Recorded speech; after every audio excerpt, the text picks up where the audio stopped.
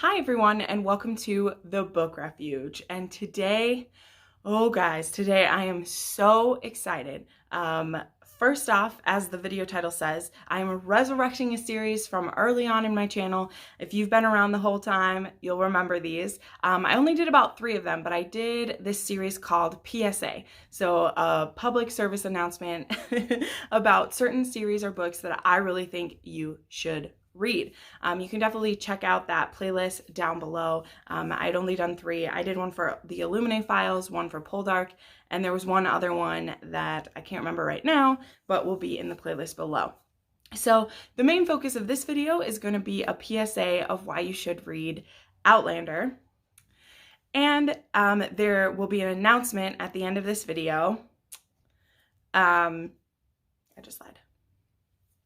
And this is also an announcement video for an Outlander reread and TV show review that I'm going to be doing over the next years, actually, until the Outlander TV show catches up with the books. But currently right now I'll be doing a review for Outlander and then a review of the first season, and then I have a review for Dragonfly and Amber, and then a review of the second season. And this is something that I really want to do.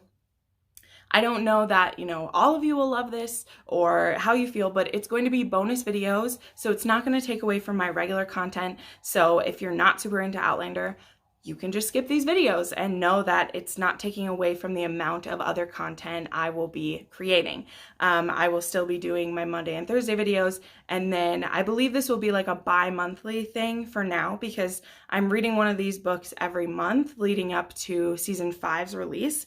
So there will be, a review for the book, a review for the TV show, a review for the book, review going up until then.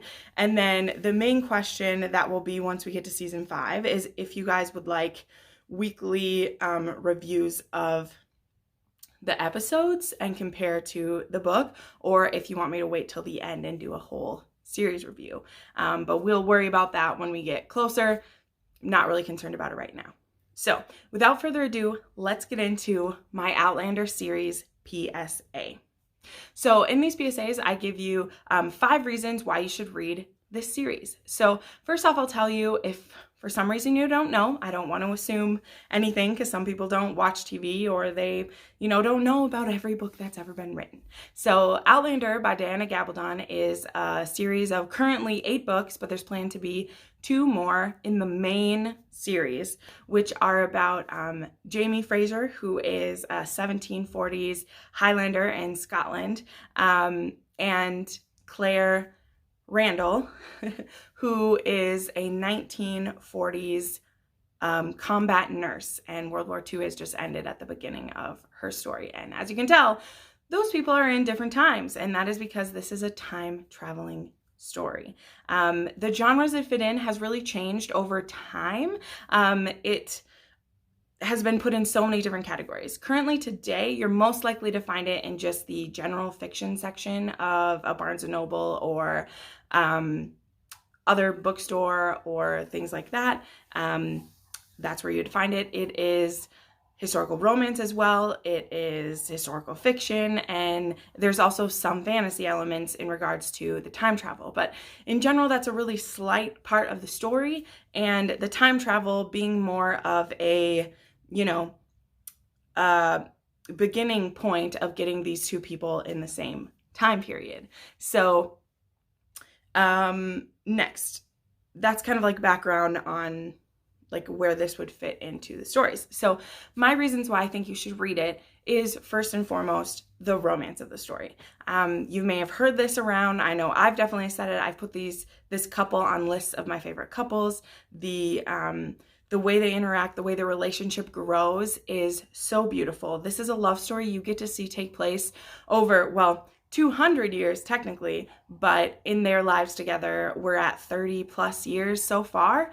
These 8 books take place over 30 years of these people's lives. We first meet them when Jamie is 22 and Claire is 27, and their lives go from there. This is a very spoiler-free PSA. I try to keep those spoiler-free so that this can be something you use to get you to read it without giving anything away, and the gushes will be in later things. So for me, the romance is the utmost reason to read this, but have no fear because there's still a lot of other stuff going on. This is also very historically accurate. Diana did tons of research. She was a researcher before she started writing these series, and that's what she was doing during this. This was her side project. She just decided she wanted to write a book, and this was her practice book. She didn't know anything about Scotland when she started this, but she did hours and years of research. And it shows. There are so many things, they're real people we run into, real situations, and it's amazing. Number 3, the atmosphere of the book.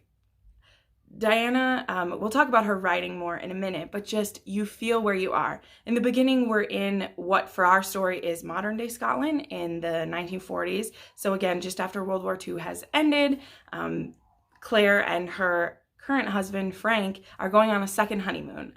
They were only married for like 6 months before the war started, and they've both spent times in the war effort for the last 7 years. So this is really their get reacquainted with each other, get to know who they are better, and they're in Scotland because Frank's history, he had family members who were stationed in Scotland, and he wants to learn more about them.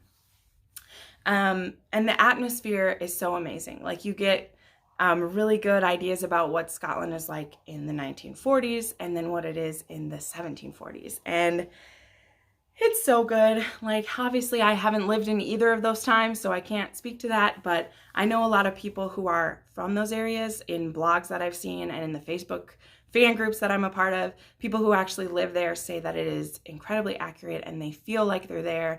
They can, and oh, it's so amazing. Not talking about writing yet, but just the atmosphere that she's able to soak into the story is so amazing. Oh, it's just so great. And that's not singularly a reason to read it on its own, but I feel like it needs to be said because it is something that is each new place we go through these stories through the years, you always get kind of a tangible taste or feel about it. And it's one of the like cherries on top of everything. Number 4, there is real conflict in this. One of the reasons that Claire is from the 1940s and she's actually an English woman is because during that time and all through the years, there has been a great conflict between the English occupying Scotland and trying to force them under the king's rule at the time and them pushing back against it.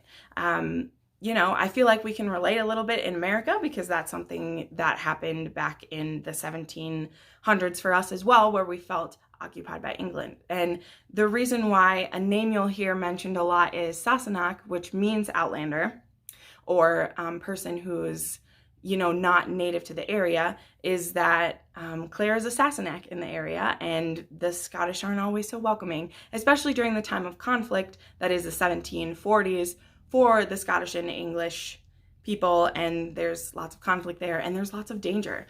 Our villain in that book is a serious danger.